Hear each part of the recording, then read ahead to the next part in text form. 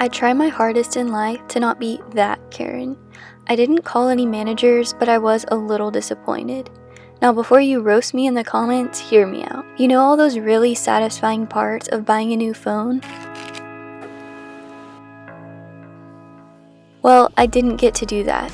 Instead, I came home with a T-Mobile bag full of packaging because the T-Mobile guy opened every single item I purchased. So here I am trying to put everything back together so I can pretend to do an unboxing. I'm not sure at what point the employee unpackaged my phone. That's my fault for not paying attention, but I'm hoping I didn't just pay full price for a used phone. But after a full hour of trying to be polite while the stranger at the T-Mobile store showed me everything in his camera roll, I finally made it out with, hopefully, a new phone. Aside from it being opened, I'm really happy with it. I got the 12 mini 64GB. Even though it's mini, it still has a bigger screen size than my old iPhone 8. I also like that it has only the 2 camera lenses because for some reason the Pro weirds me out.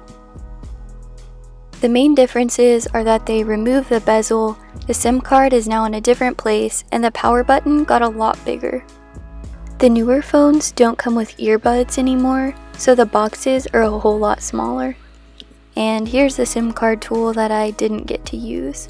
Let me know if you've ever read those little instructions that the phones come with, or just comment useless.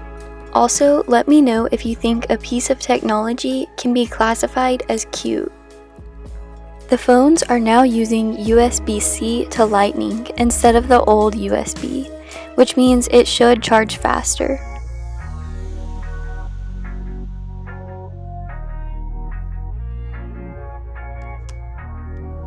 The plugs are sold separately and they're like $40, which seems kind of pricey, but thankfully I already had this 20-watt one from my iPad that I can use.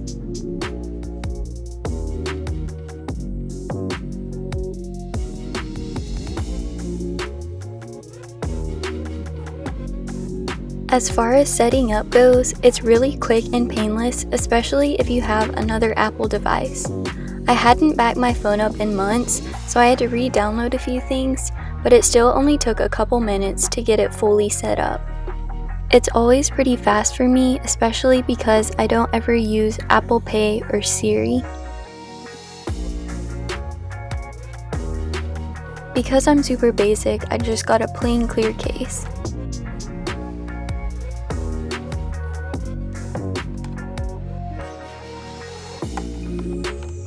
It ended up being incredibly difficult to take on and off. I tore my nail and I was afraid I was gonna bend my phone, but I think it looks super good on. I had several comments in my iPad unboxing video asking where I got my background, so I'll make sure to have this one linked in the description, and here's a little time lapse of me making the background in the Procreate app. I create a custom canvas size, save the image and export it, then airdrop it to my phone and save it as my background. The last thing I got was the Apple MagSafe charger. The MagSafe charger is $40 and supposedly supports faster wireless charging. I ordered the Mag charger directly from Apple, so it's the one thing I actually got to unbox.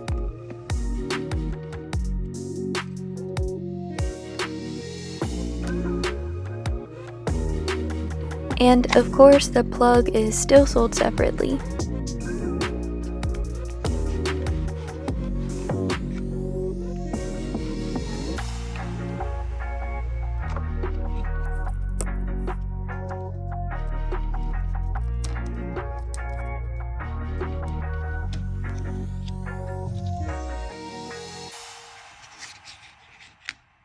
It's a lot lighter than I expected. I was thinking it would be like a paperweight, but it's actually super light.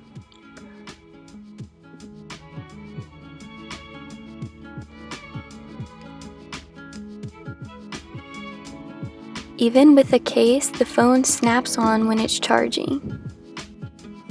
After testing it out, I found that it charged from 60 to 100% in about an hour and 20 minutes, which is actually slower than the regular charger. And now for a really boring what's on my iPhone. I wish I could make this more exciting, but I really don't use that many apps on my phone. I have most of the Apple basics, and I delete quite a few of them as well. So as far as the apps that don't come already downloaded on the phone, I have Notion. I use Notion for just general life planning. I create the templates on my PC, and then I have the app downloaded on both my iPad and my phone. Next up, I have the education folder where I keep all my apps that I use for school. Student organizations use GroupMe and Discord for communications, Outlook for my university email, and the apps Canvas and Blackboard where I get my assignments. I use Google Drive to keep track of assignments and store backups of my notes. The other folder I have is Utilities, which really has a bunch of random apps that I use. First being the Philips Hue app. This is where I control the color of my lights in my room.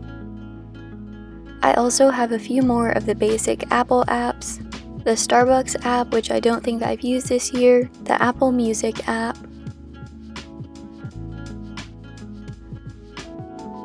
this app is compatible with a photo printer device I have, and lastly I have a cello tuner. Across the dock at the bottom are the apps I use the most. First being my messages, which none of them got backed up somehow. Calm is a neat app that has several free guided meditations. The premium version is fairly pricey, so I stick with listening to the free ones on repeat. It also has lots of free soundscapes, which I use every single night to help me sleep. Probably my most used app is Audible, where I listen to audiobooks. And lastly, I have the Amazon Alexa app because we are way into home automation in this house. And those are all the apps I have on my phone. I also only have 2 widgets right now because there seems to be an issue where when I add a widget, it doesn't show up. So my phone is pretty boring. If you made it all the way to the end, comment down below your most used app on your phone. If you want to support my channel, give me a thumbs up to help me with the YouTube algorithm. I'd really appreciate it. And might as well subscribe so I don't have to get your manager involved.